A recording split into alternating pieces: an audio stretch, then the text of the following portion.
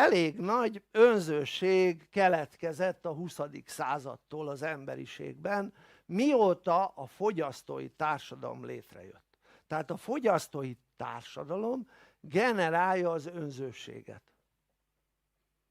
Tehát szó szerint, tehát nem az emberek generálják, hanem a fogyasztói társadalmat létrehozó és működtető hatalom generálja azt, hogy az emberek önzőek legyenek.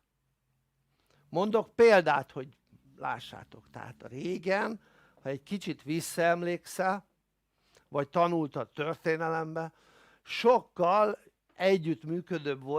együttműködőbbek voltak az emberek. Hát az azt jelenti, hogy például egy településen, amelyik nem volt túl nagy, mindenki ismerte egymást, és mindenki tudott egymásnak segíteni. Ha megnézed például,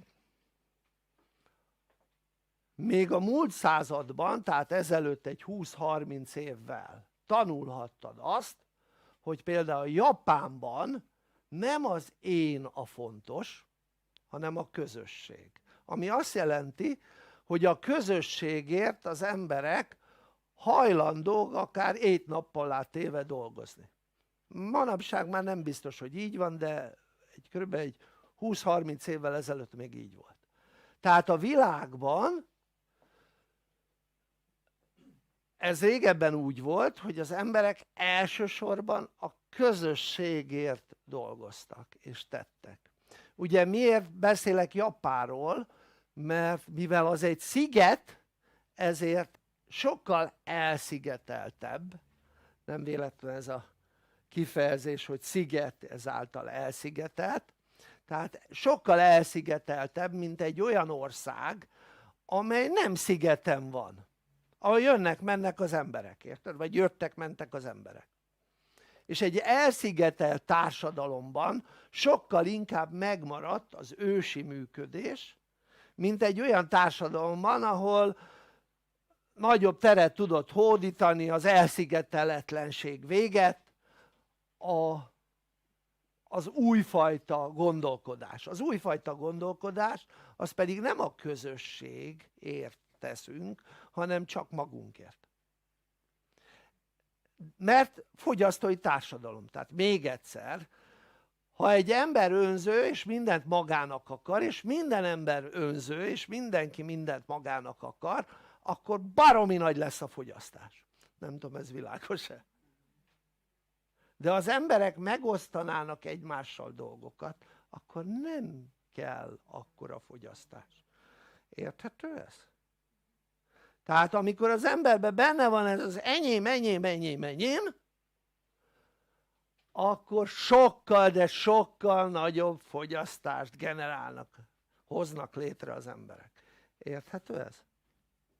Tehát a fogyasztói társadalom elérte az embereknél azt, hogy az emberek fogyasszanak, emiatt az önzőség miatt, és eljutottunk oda, hogy a bolygó léte megkérdőjeleződött. És erre nem volt példa ezelőtt. Az azt jelenti, hogy gyakorlatilag azáltal, hogy az emberek mindent maguknak akarnak, nyilván tisztelt a kivételnek, én többségről beszélek, maguknak akarnak, ez azt jelenti, hogy az együttműködés az nagy mértékben csökken, és ha nincs együttműködés, akkor nincs szeretet. Világos ez? És ez felbontotta az emberiség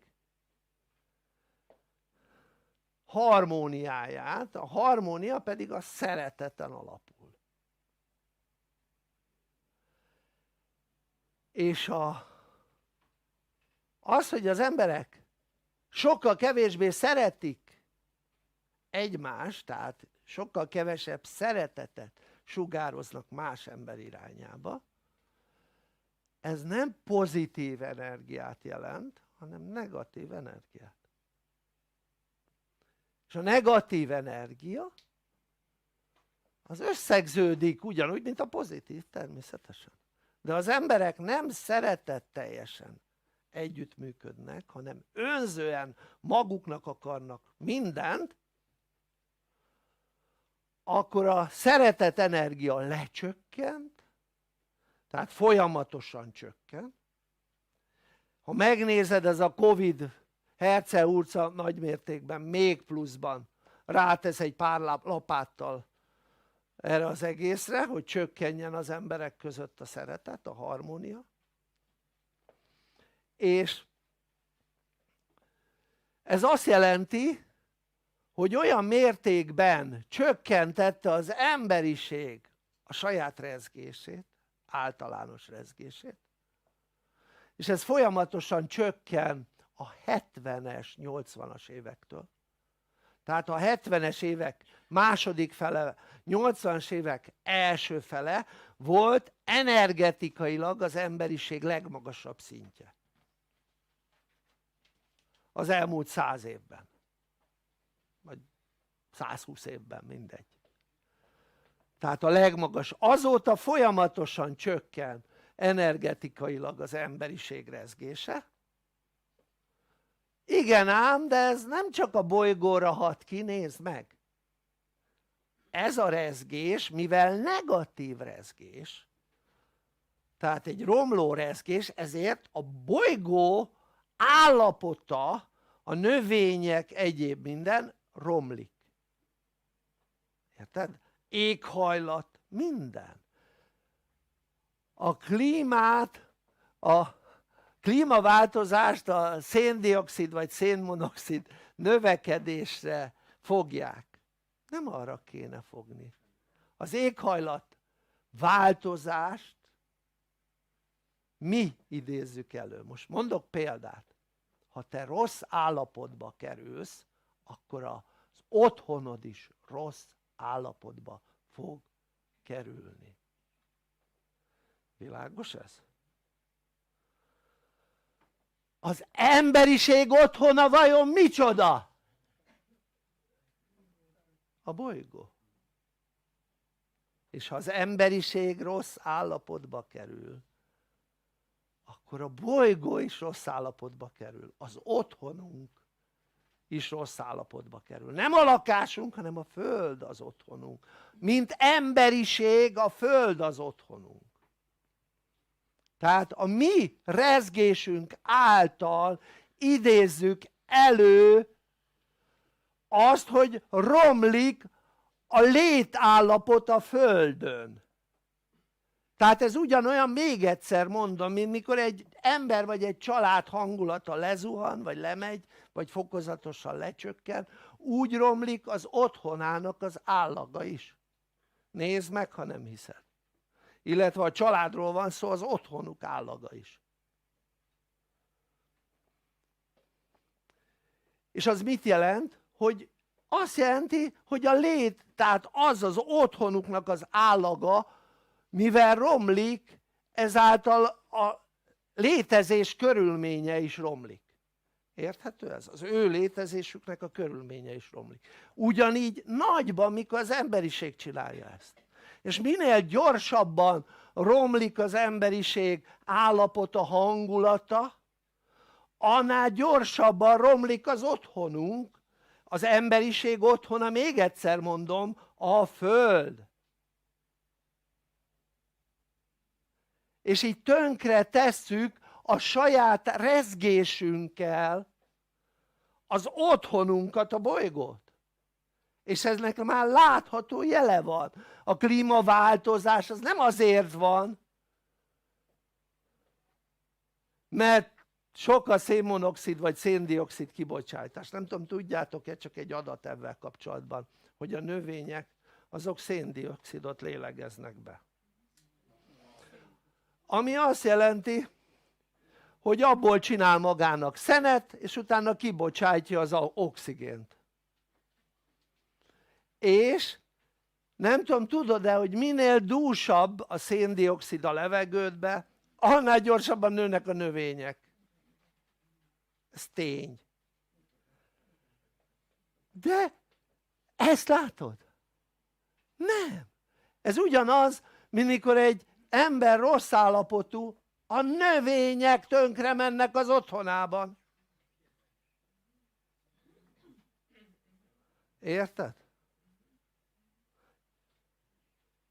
Hiába próbálja gondozni, mert locsolja őket, nem számít, tönkre megy a növény, mert nem bírja az ő rezgését.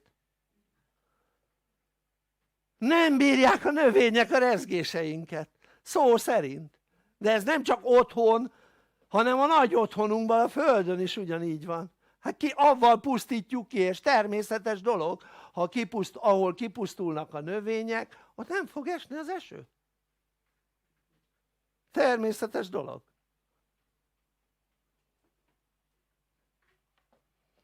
Tehát az összes olyan dolog, amit ilyen klímakonferencia, ilyen baromságok, érted meg, széndioxid, meg szénmonoxid csökkentés, meg ilyen baromságok, az mind baromság, érted? Ez kamu, érted? Ez a kamu rész. Ez a hülyítés. Közben az emberiség rezgése emelkedne, tehát egyre jobb és jobb állapotban lennének az emberek, akkor elkezdene minden, tehát az otthonunk, tehát ez olyan, hogy egyre jobb állapotban van valaki, annál gondozottabb, szebb az otthona. Ugyanez a Föld. Ha az emberiség rezgése emelkedne, a Föld virágzana ismét. Érted? Tehát ezen a bolygón nem 1000 ember él, meg nem 10 000 ember. Ezen a bolygón 8 milliárd ember él. Azt tudod, mekkora energia? A történelemben, legalábbis az írott történelmünkben soha nem volt ekkora lélekszámú az emberiség, magyarul az emberek energiája soha nem hatott ilyen mértékben a Föld nevű otthonunkra.